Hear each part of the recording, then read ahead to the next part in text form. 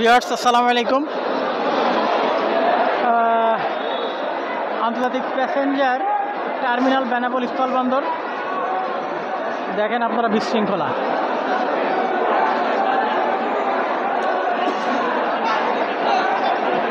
পাঁচটা মিনিট কারো সহ্য হয় না যে লাইন ধরে আসার জন্য। কিছু সচেতন নাগরিক আছি আমরা যারা লাইনে সীমাবদ্ধ আছি, কিন্তু অনেক স্টেমিনার, অনেক ধৈর্য আমাদের কতিপয় কিছু, আর বাকি সবই বিশৃঙ্খলা করে লাইন ব্রেক করে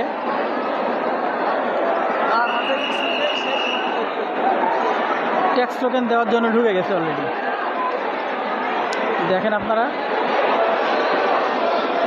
লাইনটাও লম্বা, যেখানে আছে সেখান থেকে যাচ্ছে 1560 কিলো দিল্লি, আর কলকাতা হচ্ছে 58 কিলো বেনাপোল স্থলবন্দর থেকে। 85 kilos and Delhi supposed to 1580 kilos from Benapol.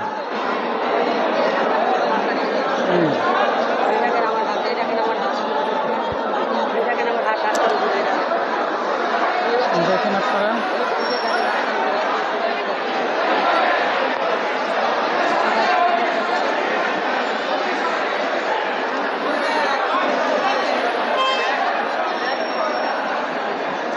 হজবরল যেটা বলে, হজবরল জাস্ট 10টা মিনিট ওয়েট করলেই কিন্তু শৃঙ্খলা বজায় রাখা যেত।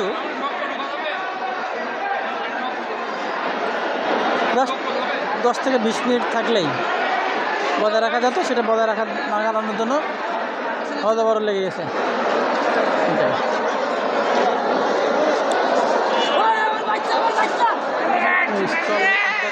টার্মিনাল বেনাপোল স্থলবন্দর।